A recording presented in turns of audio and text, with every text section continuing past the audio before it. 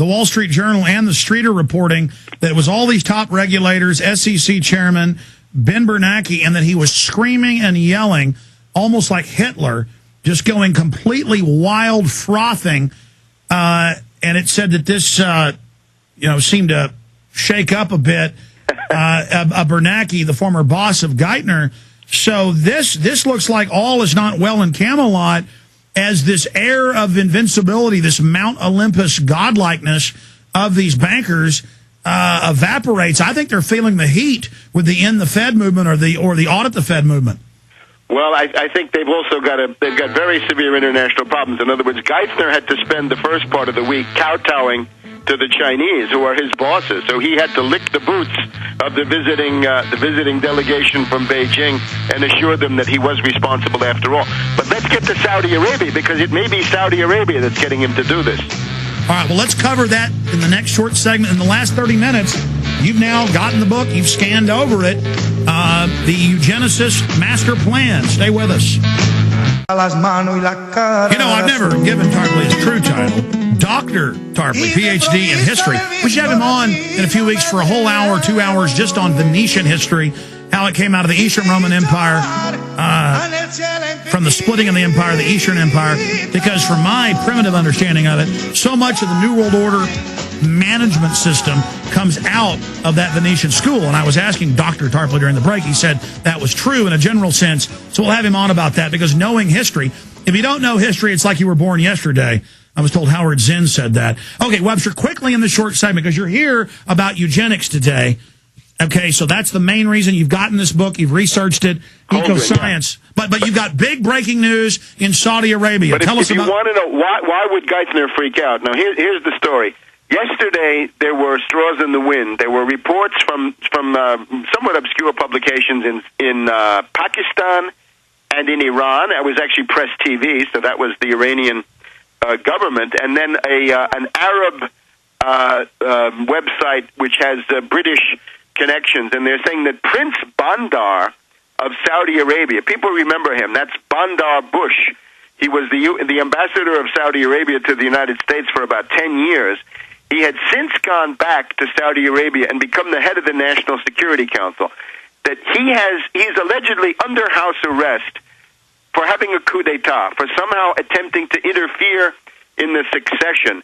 Bandar is the son of the crown prince. In other words, the person who should succeed to the throne of Saudi Arabia when the current king is no longer there would be Bandar's father, so that would put him in an important position. Now, on the surface, and this is what I originally thought, you'd say, well, Bandar Bush, right, that's a CIA MI6 asset, so it looks like there was an attempted coup d'etat by the U.S. and the British in Saudi Arabia, right? You could expect something like that once they were trying to overthrow the government of Iran. But there's a whole other dimension to this, which has been brought to my attention by a very good friend, which is that Bandar may have gone pro-Russian, that Bandar had been signing deals, meeting with Putin, setting up military cooperation between Saudi Arabia and Russia, that they had a joint treaty to suppress drug trafficking. And if you look at the website of the Jamestown Foundation, they speculate that there's some move afoot featuring Bandar to essentially reverse the alliances that Saudi Arabia has had since Roosevelt went through there right after Yalta, right back in 1945, to break out of the Anglo-American sphere and go with the Russians. Now, it would make a lot of sense. The Saudi Arabian royal family are people who want to survive. They know that their situation is bad. They can see what Obama means for them. Obama means color revolutions. The question of when are you going to get the color revolution and the coup and the velvet revolution inside Saudi Arabia is really only a question of time, especially with Iran. All right, Tarpley, I was unaware of this. So give me a headline so I can pull it up and talk to me like I'm 5 years old here. I have sent some of that stuff to Aaron's email there. So maybe you take a look at that. He was one of the first persons that I sent it to. Okay, well, what's the headline on it, and then we'll pull it up that way. Just do Bandar Saudi coup fails.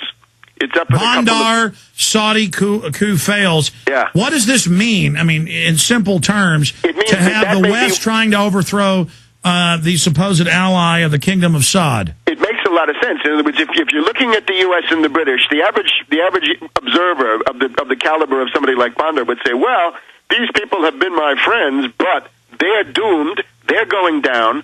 Under Obama, we're going to have hyperinflation. These dollars are going to be worth nothing. And they may say the only way for the Saudi royal family, who are not a very pretty bunch of people, of course. Yeah, we have the headline, In Kingdom, Saudi Princess Coup Fails. Right. Thank you, Webster. So this would be an attempt by the Saudi royal family to save themselves from the general shipwreck of the U.S. and the British by going with Russia. And I believe you can say this is probably the new Richelieu of our time is Putin. And if Putin is actually doing this could be a master stroke, because Putin can say to them, look, I can give you a better deal on the Middle East, and above all, I'm not going to overthrow you the way the U.S. and the British, generally try to do. My gosh, if you're saying there's a major realignment with Saudi Arabia going with Russia, it's possible.